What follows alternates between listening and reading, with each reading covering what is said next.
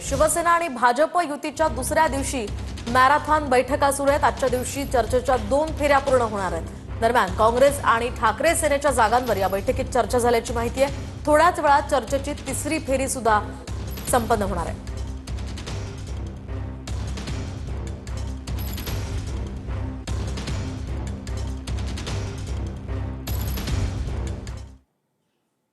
वळूयात पुढच्या बातमीकडे। साताऱ्यामध्ये ड्रग्सचे कारखाने म्हणजे गुंतवणूक आहे का असा सवाल राऊतांनी केलाय। साताऱ्याच्या पोलीस अधीक्षकांवर मुख्यमंत्र्यांनी कारवाई केली पाहिजे असंही राऊतांनी म्हटलंय। साताऱ्यातच ड्रग्सचे कारखाने का उभे राहिले असा सवाल करत मुख्यमंत्र्यांनी या संदर्भात एसआयटी स्थापन केली पाहिजे अशी मागणी राऊतांनी केली आहे। तर कर्जत कसाऱ्यामध्ये चालणाऱ्या रेव पार्ट्या कुणाच्या होत्या असा सवाल यावर संजय शिरसाट यांनी उपस्थित केलाय। हे ड्रग्सचे कारखाने म्हणजे गुंतवणूक आहे का? महाराष्ट्राच्या उपमुख्यमंत्र्याच्या भावाचं नाव आलेलं आहे साताऱ्यात। खरं म्हणजे मुख्यमंत्र्यांनी तात्काळ सातारच्या पोलीस अधीक्षकांवर कारवाई केली पाहिजे। हे जे कोणी तुषार दोषी आहेत त्यांनी कसं आणि कोणाला या ड्रग्स रॅकेटमधून वाचवायचा प्रयत्न केला हे काल आमच्या सुषमा अंधारे यांनी स्पष्ट केलेलं। ड्रग्समध्ये 145 कोटीचं ड्रग्ज जर त्यांच्या घराच्या किंवा रिसॉर्टच्या आवारात सापडते 145 कोटीचं ड्रग्स, त्यानंतर परत पाचगणीमध्ये 40 कोटीचं मॅन्ड्रेक्स सापडलं मोठ्या म्हणजे त्याच परिसरामध्ये सातारा पाचगणी याच परिसरामध्ये ड्रग्सचे कारखाने का उभे राहिले? कोण याच्या पाठीशी आहे? सरकार कोणाचं आहे? साताऱ्यात हेलिकॉप्टर कोणाची उडतात आणि उतरतात? हा विचार देवेंद्र फडणवीस यांनी केला पाहिजे आणि ताबडतोब याची चौकशी करण्यासाठी एक हाय लेवल एसआयटी त्यांनी स्थापन केली पाहिजे। ड्रग तस्कर अतिरेक्याला घेऊन तुम्ही डान्स करणारे लोक आहात, तुम्हाला तो बोलायचा नैतिक अधिकार आहे का? तुमच्या ज्या काही रेव पार्ट्या चालायच्या कर्जत कसाऱ्यामध्ये ज्या रेव पार्ट्या चालायच्या त्या कुणाच्या होत्या? म्हणून तुम्ही आता ह्या विषयावर जास्त खोलात जाण्यापेक्षा तुम्ही केलेले पाप आता थोडेसे धुवायचा प्रयत्न करा, त्यातच तुमचं भलं आहे। दरम्यान सातारा ड्रग्स प्रकरणामध्ये ठाकरे गटाच्या उपनेत्या सुषमा अंधारेंनी मोठा आरोप करत या प्रकरणी एकनाथ शिंदेंवर निशाणा साधलाय। साताऱ्यात नेमकं काय घडलंय आणि त्यावरून काय नेमके आरोप प्रत्यारोप होत आहेत पाहूयात या रिपोर्टमधून। ठाकरेंच्या शिवसेनेच्या नेत्या सुषमा अंधारे यांनी उपमुख्यमंत्री एकनाथ शिंदे यांच्या राजीनाम्याची मागणी केली। साताऱ्यातील सावरी गावात मुंबई पोलिसांनी छापा मारून ड्रग्ज जप्त केलं होतं। या प्रकरणातील आरोपींना एकनाथ शिंदेंचे बंधू प्रकाश शिंदे यांच्या हॉटेलमधून जेवण जात होतं असा आरोप अंधारेंनी केलाय। याशिवाय या प्रकरणातील 2 आरोपी फरार असल्याचा आरोपही त्यांनी केलाय। जे हॉटेल प्रकाश शिंदे यांचं, जे हॉटेल रणजित शिंदेने चालवायला घेतलं, जे हॉटेल रणजित शिंदे हा दरेगावचा सरपंच आणि युवा सेनेचा तालुका प्रमुख। आता प्रश्न असा निर्माण होते की असं पंचतारांकित रिसॉर्ट तयार होत आहे आणि अशा रिसॉर्ट मधलं जेवण 3 कामगारांना परवडलं कसं काय? या राज्याच्या उपमुख्यमंत्र्यांच्या भावाच्या हॉटेलचा संदर्भ पोलिसांनी का घेतला होता? काय संबंध होता नेमका? पोराचं नाव येतंय म्हणून जर बापाचा राजीनामा मागितला जातो तर त्याच न्यायाने भावाचं नाव येतं म्हणून भावाचा राजीनामा मागितला पाहिजे। मी श्रीयुत एकनाथ शिंदेजी यांच्या राजीनाम्याची मागणी करते। त्यांना म्हणाव एका केसला आबरू नुकसानीच्या त्या सामोरे गेल्यात। माझ्या बाबतीत सुद्धा त्या असंच बोलल्या होत्या। पुण्यामध्ये जे ड्रग्स प्रकरण झालं त्यावेळी माझ्याकडे एक्साईज खातं होतं आणि त्या एक्साईज खात्याचा माझा त्या ड्रग्स प्रकरणाशी संबंध आहे, माझा राजीनामा घ्या अशी मागणी केली होती। त्यांना कोर्टापुढे येऊन जामीन घ्यावा लागला पाटण न्यायालयामध्ये।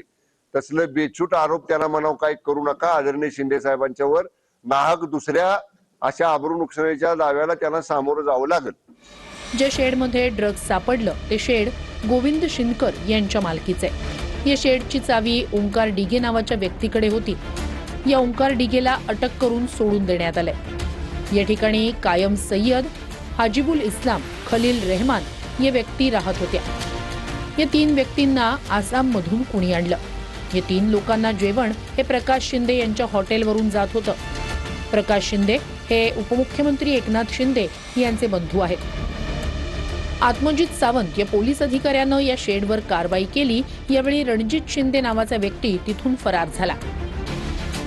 रणजित शिंदे युवा सेनेचा तालुका प्रमुख असून शिंदेंच्या दरेगावचा सरपंच आहे.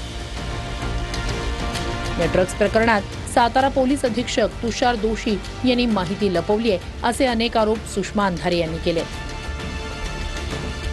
पण जी मी माहिती घेतली त्यानुसार हा 75 लाख रुपये किमतीचा हा रस्ता बांधलेला आहे.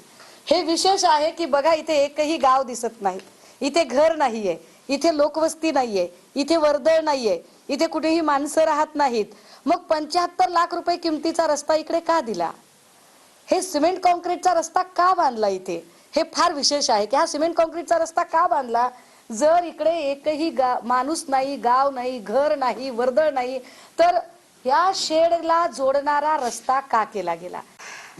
अजूनही रणजित शिंदे फरार कसा होऊ शकतो आणि ओंकार डिगेला ताब्यात घेऊन का सोडून दिलं?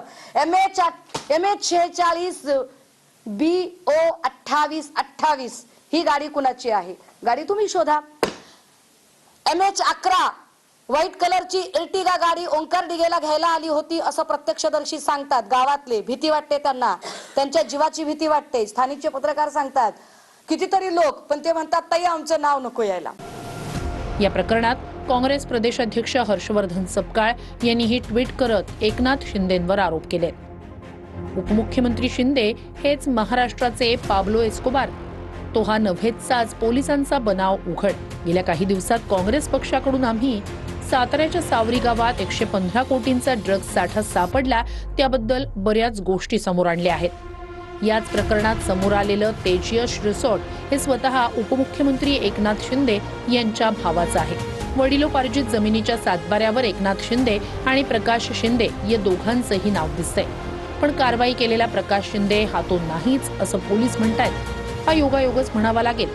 आता या सर्व प्रकरणात सरळ सरळ उपमुख्यमंत्री एकनाथ शिंदे यांचं नाव येतंय म्हटल्यावर महाराष्ट्रातील तरुणांना ड्रग्जच्या नशेत बुडवण्यात राज्याच्या उपमुख्यमंत्र्यांचा हात आहे हे स्पष्ट दिसतं.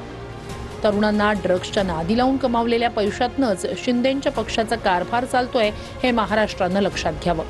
मुख्यमंत्री देवेंद्र फडणवीस आणि ज्यांच्यावर आरोप होत आहेत ते उपमुख्यमंत्री एकनाथ शिंदे यांनी समोर येऊन महाराष्ट्राच्या नागरिकांना स्पष्टीकरण द्यायला हवं असं ट्विट काँग्रेस प्रदेशाध्यक्ष हर्षवर्धन सपकाळ यांनी केलंय. दरम्यान या प्रकरणात होत असलेले आरोप एकनाथ शिंदे यांचे बंधू प्रकाश शिंदे यांनी फेटाळले आहेत. माझा या प्रकरणाशी काही संबंध नाही, पोलिसांनी योग्य कारवाई करावी असं स्पष्टीकरण प्रकाश शिंदे यांनी दिलंय. दरम्यान साताऱ्यातील सावरी ड्रग्ज प्रकरणी सुषमा अंधारेंनी एकनाथ शिंदेंच्या राजीनाम्याची पुन्हा एकदा मागणी केली आहे. उपमुख्यमंत्री शिंदेंचा राजीनामा झालाच पाहिजे असं अंजली दमानी यांनी सुद्धा म्हटलंय. तर सुषमा अंधारेंच्या लढ्याला अंजली दमानी यांनी समर्थन दिलंय. पुन्हा एकदा पुनरुच्चार करते की होय मी या राज्याचे उपमुख्यमंत्री सन्माननीय एकनाथ शिंदे यांच्या राजीनाम्याचा पुनरुच्चार करते. त्यांची माझी दुश्मनी नाही.